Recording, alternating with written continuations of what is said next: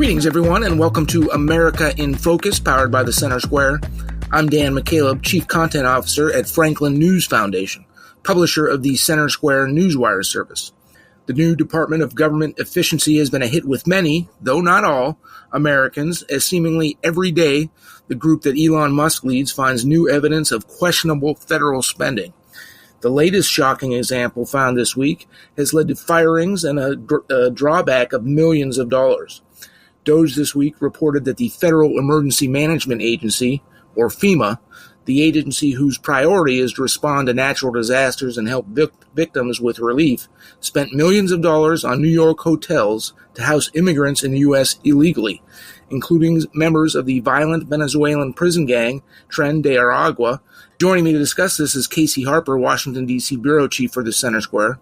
Casey, at least 4 FEMA officials were fired over the revelation, and new Department of Homeland Security Secretary Kristi Noem was blunt when she said she was drawing back the money. Tell us more. Well, I mean, I think the takeaway here, Dan, is you've been saving up for your vacation when all along you should have just been trying to get picked up by DHS, and you would have been put in a cushy New York City hotel somewhere. Maybe, I don't know if room service was included. But of course, I'm joking a little bit, but not a lot, because that is really the impression that we're getting from this, the latest example of federal funding run amok, your taxpayer dollars being sloshed and handed out and doled out in ways that raise eyebrows and are starting to anger people, I think. And this latest example that Kristi Noem's really cracked down on, we see that these are not, this is not the Motel 6, Dan. This is not the Super 8. It's not even the Holiday Inn. These are some luxury hotels that illegal immigrants, migrants are being put in. And if there's anything, if there's anything the government does, it's move slowly. And so these are not overnight stays. These are extended stays as the government gets its act together, processes people.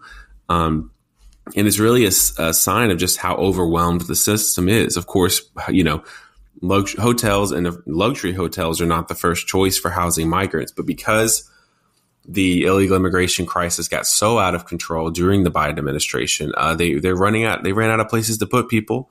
They don't really value the money that much. They don't see it as their own.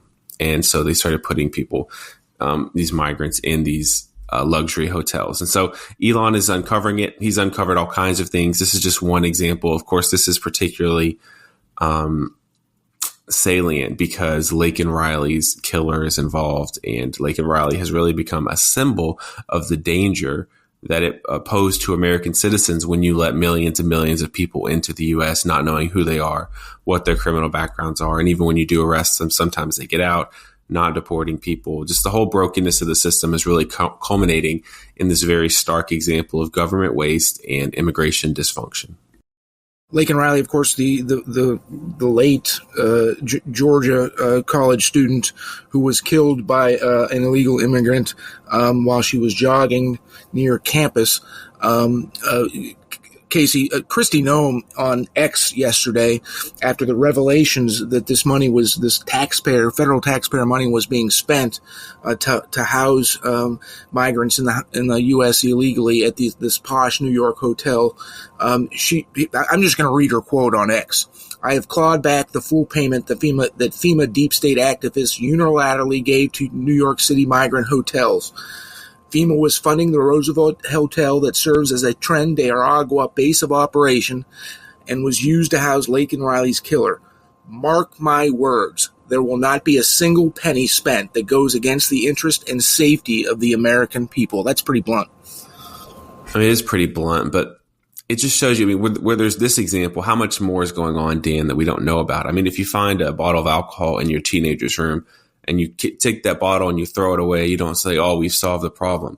No, you assume this has been going on for a while, and there's a lot more where that came from.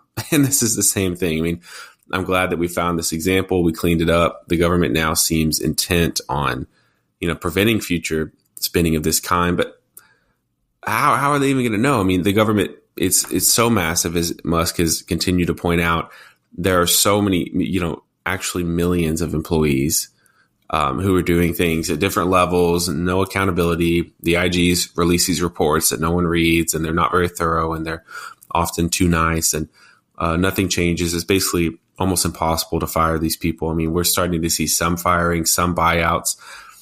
But I think the question that I'm asking, and I think some Americans are asking, is this just a fad, Dan, where we're going to pretend to crack down on government waste for a couple of months and make an example out of some of the worst things? Or are we going to have a multi-year systemic overhaul, reformation of how the government does business, the accountability, the ability to fire people, shrinking the overall size of government, shrinking the responsibilities and them not doing things they shouldn't be doing?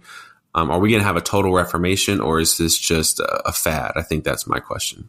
Yeah, and many Democrats have pushed back on all of these cuts that Trump has announced, that Musk has found. But Trump did double down again this week when he signed an executive order requiring federal agencies to work with Musk DOGE. Tell us about that. So this, Trump has issued a flurry of executive orders since taking office, some of them relating to federal spending, DOGE, which Musk is leading, as we've said. This one in particular gives DOGE some more specific legal authority. There's been some questions about, hey, what is DOGE anyway? And do we really have to report to these, basically teenagers or young kids that Musk, this little ragtag bunch of, 20-year-olds that are 25-year-olds that are helping Musk do these things? And now the answer legally is, yeah, you do. you career bureaucrats who are balking at working with Musk and his team, yes, you do have to work with them. The order also put in place some restrictions around hiring, that basically agencies cannot just go and replace these people who are being fired. I think the order said they can hire one person for every 4 that are fired. This is really just laying a legal groundwork and framework moving forward, because we have not yet seen the mass firings that some in the DOGE community promised. We've seen buyouts, we've seen some firings, but for instance, Vivek Ramaswamy, who's no longer part of DOGE, but used to help lead it. I mean, he was talking about going alphabetically and basically firing every other person in the government. And so it's going to be really interesting to see if we ever get there. This order is going to provide some legal groundwork where these agencies can't just go hire a bunch of people back and replace them. And of course, there's big freezes on hiring now, and a lot of agencies don't even know their budget or what's going to happen moving forward. There's kind of a limbo in the federal government. So this order requires them to work with DOGE. He's going line by line. Of course, he started with USAID, and we saw what happened there. I mean, most of that agency is basically gone now. It's all but destroyed. And the examples coming out of USAID, of course, there are good things that USAID has done, but the examples coming out of it of what they've done badly have just really discredited that agency in a lot of ways, and given Musk sort of the moral impetus, the moral imperative to keep going, to keep finding examples like these, like the luxury hotels that we're talking about, like the transgender operas overseas. There's so many examples like this that I think Musk and Trump still have the backing of the American people to go after this thing. Now, a lot of these spending cuts are going to be going through the court system, as 22 states' attorney generals filed suit against the Trump administration to block cuts to the National Institute of Health's grants that go to pay for administrative costs. Democrats say, that's going to hurt healthcare research. Trump says that's just going to delay the federal government from easing the debt burden and the deficit burden on the budget. Final comments, Casey. Yeah, I mean, they're kind of undercutting each other. In one sense, Trump's talks about the budget ring a little bit hollow when he's pushing the sizable tax cuts that he is now. I mean, lower taxes are generally popular among Americans and Republicans, but pushing them at the same time that you're talking about spending cuts, and those spending cuts don't make up for all the tax cuts you're pushing, I think it weakens his argument a little bit. But Democrats are in an even bigger pickle because Trump has such a mandate. If they oppose Trump right now, it's almost like they're opposing the recently elected president and really the will of the people by proxy. And they're not unified. They're not uniform in their messaging, their argument. They're complaining about the process, which is never a good place to be. And they don't have any kind of philosophical unity or moral fiber to their push. They're just complaining about the way Trump is doing things. And that is not enough to stand up to this Trump train, which is going 180 miles an hour right now, Dan. Thank you for joining us today, Casey. Listeners can keep up with this story and more at thecentersquare.com.